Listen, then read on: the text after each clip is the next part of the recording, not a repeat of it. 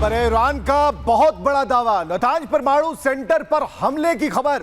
Israel USA ने ये हमला किया है। ये बड़ी खबर हम बता रहे हैं, ईरान खुद एक्सेप्ट कर रहा है नतांज परमाणु सेंटर पर हमला। ईरान ने ये कहा है कि नतांज परमाणु सेंटर पर हमला हुआ है, इजराइल और यूएसए ने हमला किया। ये बड़ी अपडेट हम आपको बता रहे हैं, मतलब फिर वही हो रहा है जो अब से कुछ दिन पहले हो रहा था। ये बड़ी अपडेट हम आपको बता रहे हैं। हमारे साथ सृजनपाल जी हमारे साथ मौजूद हैं। सृजनपाल जी, एक अंदेशा देखिए कैसे कैसे आता है।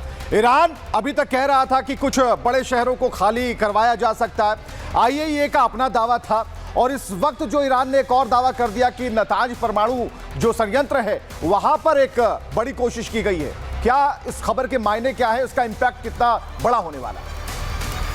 देखिए, ये एक बहुत बड़ी खबर है और इसके दो प्रमुख मायने हैं। पहला तो ये, जैसे 6 महीने पहले जब यूएस ने अटैक किया था फुर्दो, नतांज और इस्फहान पे, तब यूएस के प्रेसिडेंट ने क्लेम किया था कि उन्होंने सारी न्यूक्लियर फैसिलिटी उड़ा दी है, सब सेंट्रीफ्यूज टूट गए हैं, सब एनरिच फ्यूल खत्म हो चुका है। लेकिन अगर वो दोबारा हमला कर रहे हैं नतांज पे, तो इसका मतलब ईरान की न्यूक्लियर फैसिलिटी को डिस्ट्रॉय नहीं कर पाए थे वो 6 महीने पहले जब उन्होंने अटैक किया था। यानी ईरान की जो न्यूक्लियर बम बनाने की जो मुहिम है वो तब भी जारी रही। और हो सकता है कि इसका मतलब ये भी है कि ईरान न्यूक्लियर बॉम्ब के वाकई काफी करीब था। दूसरा, इमीडिएट इंपैक्ट क्या हो सकता है? एक इतने बड़े न्यूक्लियर संयंत्र पर एक इतना बड़ा बम अगर गिराया जाए B-2 बॉम्बर जैसे हथियार का इस्तेमाल करके, तो उससे एक बहुत बड़ा रेडिएशन लीक हो सकता है। और इसी बात को लेकर के आईएईए, जो इंटरनेशनल एटॉमिक एनर्जी एजेंसी है, उसने बहुत चिंता जताई है।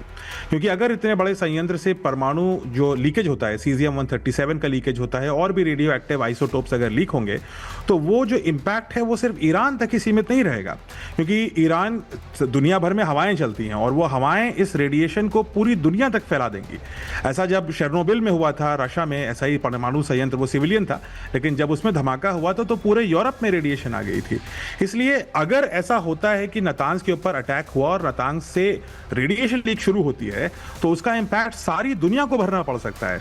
और इसलिए ये कॉन्फ्लिक्ट अभी तक तो एक रीजनल कॉन्फ्लिक्ट बनी थी, अब ये ट्रूली एक ग्लोबल कॉन्फ्लिक्ट बन जाएगी। क्योंकि जो इसका इम्पैक्ट है वो सिर्फ इकोनॉमिक्स को लेकर के नहीं बचेगा, जो तेल को लेकर के तो हो ही रहा है, लेकिन एक हेल्थ हैजार्ड बन सकता है, खतरा मंडरा सकता है पूरी दुनिया के ऊपर रेडिएशन लीक को लेकर।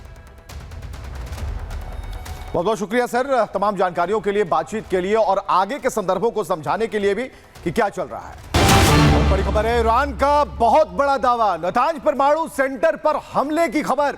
इजराइल यूएसए ने ये हमला किया है। ये बड़ी खबर हम बता रहे हैं, ईरान खुद एक्सेप्ट कर रहा है नतांज परमाणु सेंटर पर हमला। ईरान ने ये कहा है कि नतांज परमाणु सेंटर पर हमला हुआ है, इजराइल और यूएसए ने हमला किया। ये बड़ी अपडेट हम आपको बता रहे हैं, मतलब फिर वही हो रहा है जो अब से कुछ दिन पहले हो रहा था।